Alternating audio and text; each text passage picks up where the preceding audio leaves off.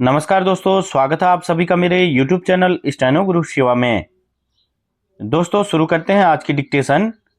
संपादकीय गति लेखन संख्या 165, गति 80 शब्द प्रति मिनट। स्टार्ट। निसंदेह कृषि भारतीय अर्थव्यवस्था का मुख्य आधार और देश के दीर्घकालिक विकास का एक महत्वपूर्ण स्तंभ है। पीएम किसान सम्मान निधि और न्यूनतम समर्थन मूल्य जैसे कई कार्यक्रमों से देश का कृषि क्षेत्र लगातार मजबूत हुआ है। अब तक किसानों को प्रधानमंत्री किसान सम्मान निधि के तहत 22 किस्तों में 4 लाख करोड़ रुपए से अधिक की राशि प्राप्त हुई है।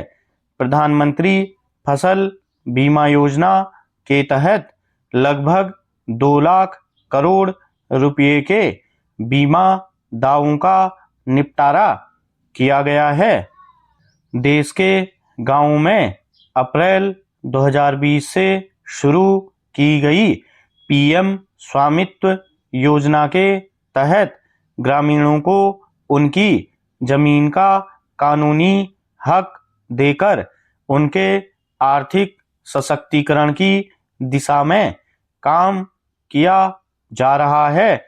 वैश्विक खाद्य संकट के बीच खाद्यान्न की बढ़ती मांग के मद्देनजर भारत की ओर से चालू वित्त वर्ष 2026-27 के बजट के तहत कृषि को निर्यात उन्मुख बनाए जाने का लक्ष्य रखा गया है।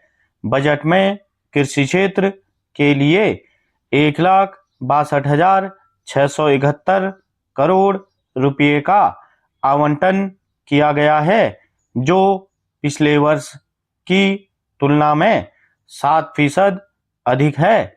स्थानीय किसानों को वैश्विक बाजारों से जोड़ने के लिए स्पष्ट लक्ष्य निर्धारित करने के महत्व को रेखांकित किया जा रहा है। भारत विश्व का दूसरा सबसे बड़ा मछली उत्पादक देश है और वर्तमान में यहाँ लगभग 4.5 लाख टन मछली का उत्पादन हो रहा है, जबकि अतिरिक्त 20 लाख टन उत्पादन की अपार संभावना है। समुद्री अर्थव्यवस्था की क्षमता को बढ़ाने के लिए नए व्यावसायिक तरीके अपनाए जा रहे हैं। साथ ही कृषि में प्रौद्योगिकी संस्कृति को बढ़ावा देने और डिजिटल सार्वजनिक अवसंरचना के विकास पर भी जोर दिया जा रहा है।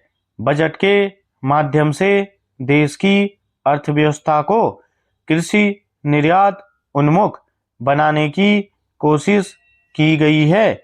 इससे भारत के कृषि निर्यात और वैश्विक खाद्य आपूर्ति में और प्रभावी भूमिका निभाने की संभावनाओं को बल मिलता है। देश के पास खाद्यान्न की पैदावार और खाद्य प्रसंस्करण वस्तुओं का उत्पादन एवं निर्यात बढ़ाने की अपार संभावनाएं हैं। देश के विभिन्न हिस्सों में विविध जलवायु है और कृषि अनुकूल जलवायु क्षेत्रों के मामले में वह समृद्ध है।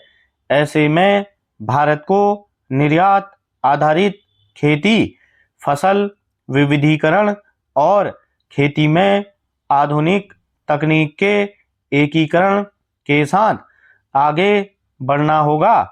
भारतीय कृषि उत्पादों की गुणवत्ता, ब्रांडिंग और मानकों के सभी पहलुओं पर गंभीरता से काम करना होगा, क्योंकि देश में अभी भी अनाज, दाल तथा तिलहन के उत्पादन का स्तर मौसम पर ही निर्भर होता है। ऐसे में क्षेत्रवार और फसलवार आधार का व्यापक अध्ययन करते हुए सिंचाई व्यवस्था की नई नीति तैयार करना लाभप्रद होगा। स्टॉप।